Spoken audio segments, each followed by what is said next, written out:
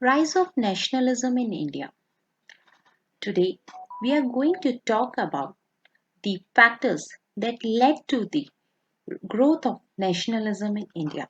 But before moving ahead, let us try to understand the meaning of nationalism. राष्ट्रवाद से हमारा पर्याय क्या है? राष्ट्रवाद से हम समझते क्या है? Nationalism is an ideology, a movement that promotes the interest of a particular nation. It tries to maintain the sovereignty and considers that all nations are free to govern themselves. It aims to build and maintain a single national identity based on shared social characteristics of culture, ethnicity, geographic location, language, politics. राष्ट्रवाद एक भावना है, एक विचारधारा है जो हमारे दिल में निवास करती है बिना किसी भेदभाव के वहां निवास करने वाले सभी लोगों को एकता की डोरी में पिरो के रखती है अरविंदो घोष जी कहते हैं nationalism is a religion that has come from God nationalism is a creed in which you shall have to live it it is an attitude of heart of the soul what the intellect cannot do. This mighty force of passionate conviction, born out of the very faith of national consciousness, will be able to accomplish. Thus, it will be safe to say that, on the whole, nationalism is a political sentiment, whereas for the people of India, during their freedom struggle, it was both a religion and a creed. Aurobindo Ghosh ji ने अपने इन शब्दों में राष्ट्रवाद का पूरा सार हमारे सामने रख दिया राष्ट्रवाद उनके अनुसार वह धर्म है जो ईश्वर ने हमें दिया है और अगर ईश्वर ने हमें कुछ दिया है तो वो सबसे ऊपर हो गया now let us read about the causes और the factors that led to the rise of national movement in India. These factors are the revolt of 1857, political unity, social and religious awakening, impact of Western education, economic dissatisfaction, development of means of transportation and communication, discriminatory policy, impact of press, Lord Lytton's policies, Albert Bill controversy, impact of Western movements, and there were some other reasons also that led to the growth of national movement. मगर पहले सवाल ये उठता है कि राष्ट्रवाद की भावना क्या किसी एक वक्त पे हिंदुस्तानियों के दिल में आई या ये हमेशा से थी हमारे अंदर तो इस मसले में सबके विचार अलग होंगे हम ऐसा मानते हैं कि राष्ट्रवाद की भावना हमारे अंदर 1857 की क्रांति के बाद पनपती है अब ऐसा उसी वक्त के बाद क्यों हुआ हम ये समझने का प्रयास करते हैं It was in 1600 that the East India Company took the permission from the Queen, British Queen, to trade with India and they came to India. वो भारत आते हैं सिर्फ और सिर्फ व्यापार करने के इरादे से परंतु धीरे धीरे वो पूरे भारत पे अपना अधिकार स्थापित कर लेते हैं from trading rights to the political rights. Now this is a long journey कि trade करने के इरादे से आए थे but now they have become the administrators of our country.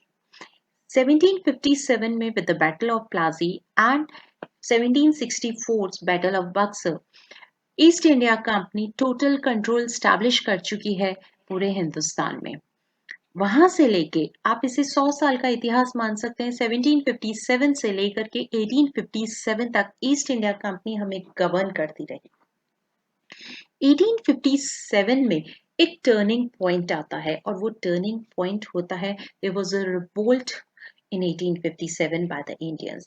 That was the first revolt, that was the first fight for freedom by the Indians. और यहीं से हम ये समझते हैं कि हिंदुस्तान में राष्ट्रवाद का उदय होता है उसके अलावा भी और बहुत कारण हैं राष्ट्रवाद के उदय के जिन्हें अभी हम समझने का प्रयास करेंगे The revolt of 1857 by many is not considered as a fight for freedom or as a fight for nation, क्योंकि वो लोग इसे सिर्फ एक सिपाही म्यूटनी की तरह देखते हैं कि एक सैनिक विद्रोह था और कुछ भी नहीं। मगर हम इसे हमारी आजादी की पहली लड़ाई ही समझेंगे, क्योंकि यही वो समय था जब पूरा हिंदुस्तान एक साथ खड़ा था, सारे भेदभाव भूल के। The revolt of 1857 was the first uprising conducted by the princes and the soldiers with the popular support of the people and with the object of overthrowing of the British government. It brought together not only the Hindus and the Muslims, but also the landed aristocracy and the peasantry as well as the soldiers. It was the first expression of India's urge for independence. Mangal Pandey, Tatya Tope, रानी लक्ष्मीबाई, ये कुछ ऐसे नाम हैं जिन्होंने 1857 की क्रांति में जान डाली। 1857 की क्रांति ने ईस्ट इंडिया कंपनी को ये बता दिया कि अब भारत और नहीं सहने वाला है। और एक बहुत बड़ा चेंज जो आता है हमारे एडमिनिस्ट्रेशन में वो ये होता है कि an act of 1858 is released, and that stated that now it would not be the East India Company that would be governing India. Now India would be governed by the British Crown. अब सत्ता east India company के हाथ से निकल के और British crown के हाथों में चली जाती है। तो ये हमारे लिए एक बहुत बड़ी उपलब्धि होती है, क्योंकि हमें विश्वास था कि इंग्लैंड, जो कि कानून व्यवस्था में बहुत विश्वास रखता है, वो हमारे साथ में न्याय करेंगे और भारत देश में भी न्याय की स्थापना होगी। हमारे यहाँ भी विधि का शासन लागू किया जाएगा जैसे ब्रिटेन के अंदर है। The other factors that contributed were the establishment of political unity in India. East India company ने चाहे अपने फायदे के लिए हो, परंतु भारत को एक कर दिया और उन्होंने इंडिया में पॉलिटिकल यूनिटी एस्टैब्लिश करी। वो उन्होंने किया था अपने एडमिनिस्ट्रेशन की नजर से, परंतु it helped us in coming together. The political unity of India that was brought about by the British was the unity of common subjection, but it gave rise to a common unity of common nationalism. Very well stated by Nehru ji. British imperialism was one of the major factors which promoted the feeling of nationalism. British administration brought the whole India under one sovereign authority and thus provided a unity which the country had never experienced. Law was also one of the factors that promoted political homogeneity among the various groups in different parts of India. और अब हमें महसूस होने लगा था कि अब हम सब एक हैं, हम सब हिंदुस्तानी हैं। The other factors that contributed were the social and religious awakening. 19वीं शताब्दी का सामाजिक और धार्मिक सुधार आंदोलन ने भारत में राष्ट्रवाद के उदय में बहुत बड़ा योगदान दिया। People like Raja Rammohn Roy, Dayanand Saraswati, Vivekanand, Annie Besant, and many more, they contributed a lot in awakening the people and enlightening them.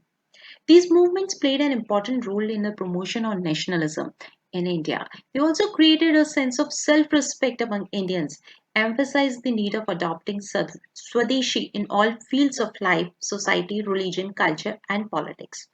Brahmo Samaj, Arya Samaj, Ramkishan Mission, Theosophical Society of India. These movements tried to acquaint the people of India with the rich cultural heritage and the past glory of India.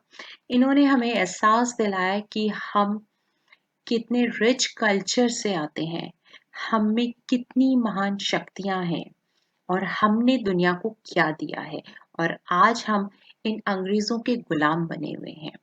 इन्होंने, इन आंदोलनों ने और इन लोगों ने हमारे दिल में आत्मविश्वास पैदा किया। Impact of Western education was another great and important factor that contributed a lot in awakening nationalism in India. मैं लॉर्ड मैकॉले की एक लाइन आपके सामने बोलना चाहूंगी जो उन्होंने 1883 में कही थी, और वो ये थी कि it would be the proudest day in English history when having been instructed in European knowledge, the Indians shall demand European institutions. Lord Macaulay की एक पूरी रिपोर्ट है जिसमें उन्होंने ये इच्छा जाहिर करी थी कि हिंदुस्तान पूरी तरीके से उनका गुलाम हो जाएगा और यहाँ की जो इंडिजीनियस नॉलेज है वो खत्म हो जाएगी। वेस्टर्न एजुकेशन का इंट्रोडक्शन इंडिया में सिर्फ इसलिए किया जाता है कि ब्रिटिशर्स को क्लर्क्स चाहिए थे, उन्हें बुद्धिजीवी नहीं चाहिए थे।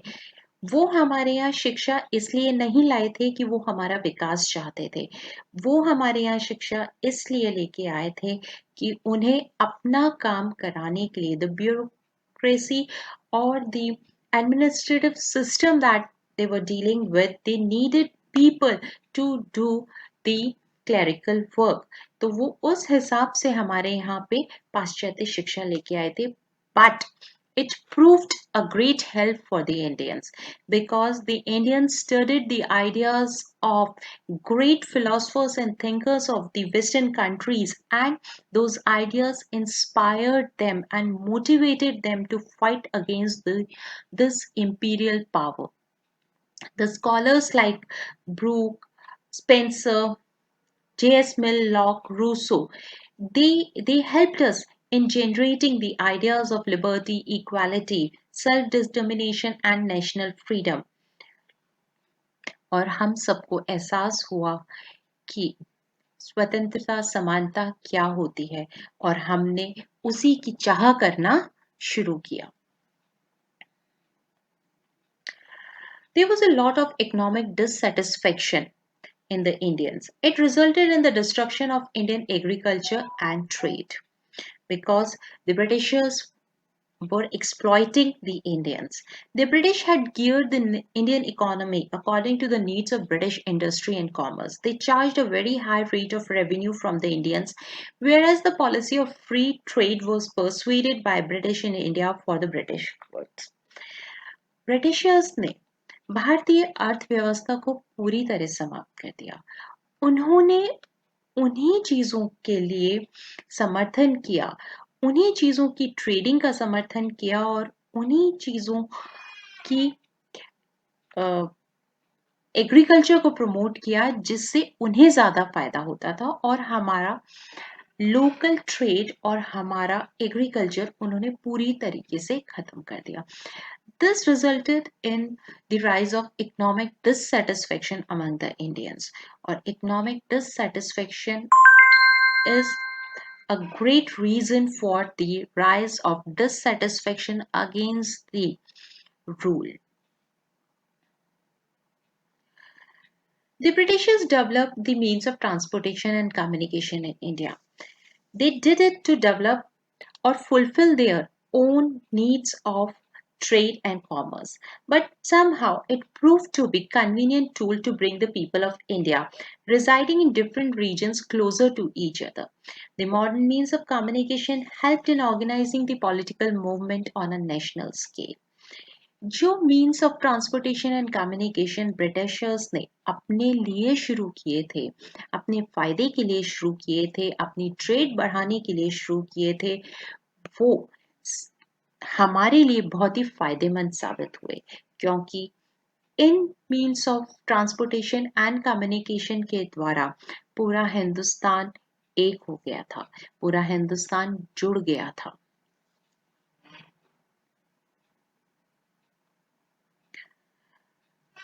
The Britishers adopted the policy of discrimination against the Indians. The Indians were not treated alike. The Indians were treated as inferiors by the British. They were not allowed to travel by the railway compartments in which the English or the Europeans were traveling. The Indians were not given high post in administration, in the judicial administration. The Indians were not able to get justice against English. The Indians were not appointed as judges, and if they were not allowed to try the cases of Europeans. The discriminatory attitude was greatly resented by the educated Indians, and it helped in uniting the Indians.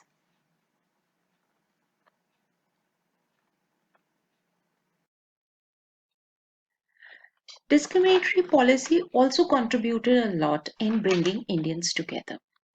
उनके द्वारा किया गया भेदभाव भारतीयों के लिए वरदान साबित हुआ क्योंकि इसने हमें एक किया। हमें एहसास हो गया था कि वो हमें कभी अपने बराबर नहीं समझेंगे। इस सिलसिले में आपको गांधी जी की वो स्टोरी तो याद ही होगी जिसमें गांधी जी के पास में फर्स्ट क्लास कंपार्टमेंट का टिकट था, लेकिन उसके बावजूद उन्हें ट्रेन से नीचे उतार दिया गया था क्योंकि उस कंपार्टमेंट में एक अंग्रेज भी सफर कर रहे थे। They considered us as white men's burden. हम उनके लिए बर्डन थे और उन्हें लगता था कि वो हमारे लिए कुछ कर रहे हैं, जबकि वो हमारा सिर्फ एक्सप्लॉइटेशन कर रहे थे।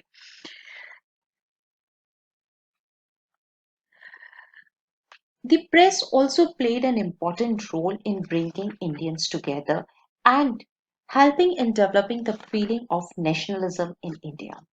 The Indian press, it played a significant role in building and developing the nationalist movement. It aroused a sense of patriotism among the Indian people by focusing the attention on the drawbacks of the British rule by highlighting its exploitative character. The major papers like Amrit Bazar Patrika, the Indian Mirror, the Patriot, the Hindu, the Kesari, and the others also did a lot in bringing much informative news to the notice and knowledge of the masses, which was practically unknown to the common man at that time. It roused a sense of love towards the country. It roused a sense of love towards the being in the nation. Somebody has very well said the free press, introduced for the first time into Asiatic society and managed principally by the common offspring of Hindus and Europeans, is a new and powerful agent of reconstruction. It is really true about India because it brought the people together by enlightening them. Press ने बहुत बड़ा योगदान दिया भारत में राष्ट्रवाद के उदय में। इसने हमें जगाया। हम सब सो रहे थे नींद में, हम में कोई एहसास नहीं था। उन्होंने हमें जगाया, उन्होंने अंग्रेजों की खामियां हमारे सामने रखी, उन्होंने हमें वो सारी चीजें बताई जो हम कभी भी गवर्नमेंट हमारे सामने नहीं आने देती। वो भेदभाव पूर्ण नीति हमारे सामने रखी जिसको अंग्रेज अपना नजरिया बना के चल रहे थे। And also the patriotic writings of the Indians helped in enlightening the Indians. It was not only the newspapers that criticized the British policy, but also the writings of Rabindranath Tagore, the writings of uh, Dinbandhu Mitra, the writings of Bankim Chandra Chatterjee, the Subramaniam Bharati, Munshi Premchandji, they all helped us in uniting India and played a great role. और वंदे मातरम को तो हम कैसे भूल सकते हैं? It is a true reflective of the high quality of patriotism that was advocated by Bankim Chandra Chatterjee at that time. Lord Lytton की policies ने भी बहुत बड़ा योगदान दिया भारत को एक करने में। लॉर्ड लिटन हमारे गवर्नर जनरल थे उस समय। He was the Governor General of India from 1876 to 1880. His policies like the Arms Act, which made it a criminal offense for Indians to keep arms without license while Europeans were exempted. He passed the Vernacular Press Act, which imposed restrictions on the newspapers and magazines in the Indian language, and held a darbar at Delhi in 1877 when people were starving in millions. Lord Lytton की कुछ policies ने भारत को एक करने में सहयोग किया। हालांकि इनकी पॉलिसीज भारतीयों के बहुत खिलाफ थी। इनके कुछ निर्णय जिससे भारतीय बहुत नाराज थे, उस उन्हीं निर्णयों ने भारतीयों को एक करने में सहायता प्रदान करी, क्योंकि उन्हीं निर्णयों ने हमें एहसास कराया कि ये हमारे साथ में भेदभावपूर्ण नीति अपनाते हैं। ये यूरोपियंस और इंडियंस में बहुत अंतर समझते हैं। इनकी डिस्क्रिमिनेटरी पॉलिसी का एहसास लॉर्ड लिटन की पॉलिसी से साफ नजर आ रहा था और इसीलिए इंडियंस ने रिजेक्ट किया ब्रिटिश रूल को इंडिया में और हमें जगाया कि अब हिंदुस्तान को अंग्रेजी शासन की जरूरत नहीं है। क्यों? क्योंकि ये हमारे साथ में भेदभावपूर्ण नीति अपनाते हैं। ये हम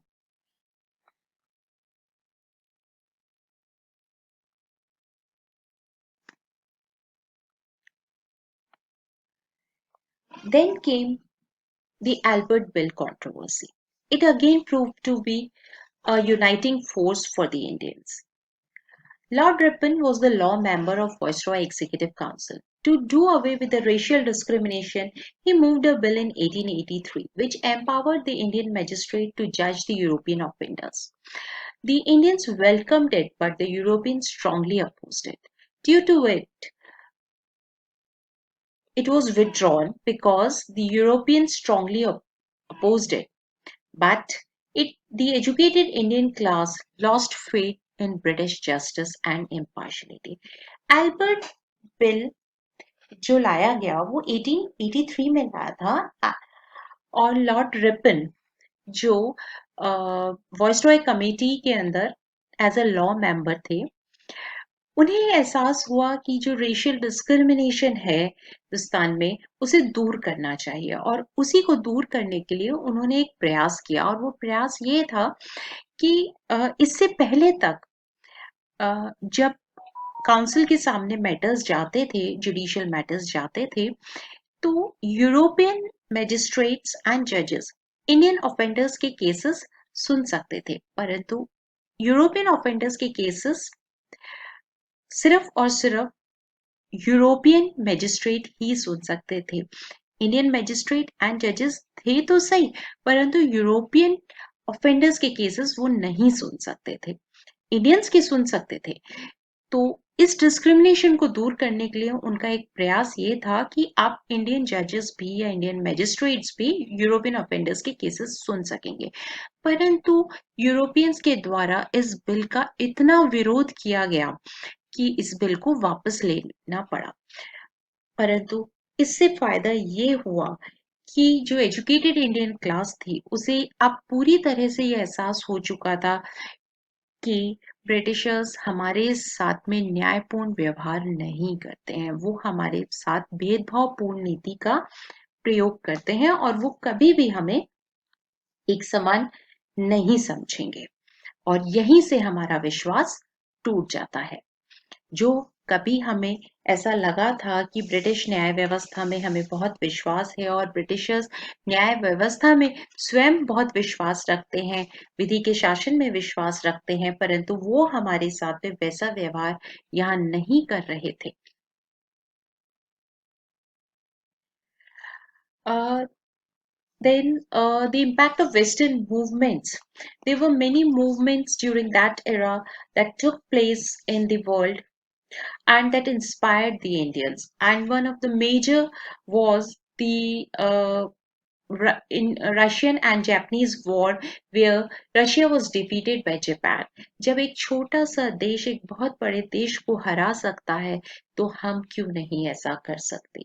और यही चीज थी जिसने इंडियंस को बहुत मोटिवेट किया। उसके अलावा कुछ और कारण भी थे, जैसे आईसीएस का एग्जाम हिंदुस्तान में ना करा करके सिर्फ ब्रिटेन में कराना और उसकी एज रिड्यूस कर देना फ्रॉम 21 टू 19 इयर्स उस एग्जाम में अपीयर होने की, ताकि हिंदुस्तानी ज्यादा पास ना कर सकें। और मैं आपको बता दूं कि अगर हम पास कर भी लेते थे तो बहुत छोटे छोटे कारण दे करके हमें वो सर्विसेज ज्वाइन नहीं करने दिया जाता था। सो all these factors contributed a lot in developing nationalism in India. The policies framed by the British Empire for their own benefit turned out to be beneficial for the Indians.